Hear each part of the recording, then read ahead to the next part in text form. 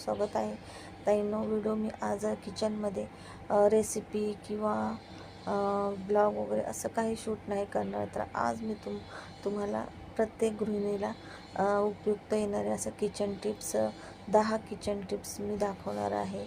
आणि प्रत्येक ठिकाणी बघा, प्रत्येक वेळेस मी समजून सांगितलेलं आहे. तर इथं बघू शकता, ही आपली पहिली अशी टिप्स आहे की लिंबू भरपूर वेळेस आपण स्टोअर करून ठेवतो. उन्हाळ्यात तर करून ठेवतो, तर लिंबू थोडे सुकून जातात स्टोअर करून ठेवले, पण जास्त दिवस ठेवल्यामुळे असं थोडेसे ना किचनवरती ठेवून हाताने वरतून प्रेस करायचे. त्याच्यामुळे लिंबू नरम होतात आणि मग रस निघण्यास मदत होते.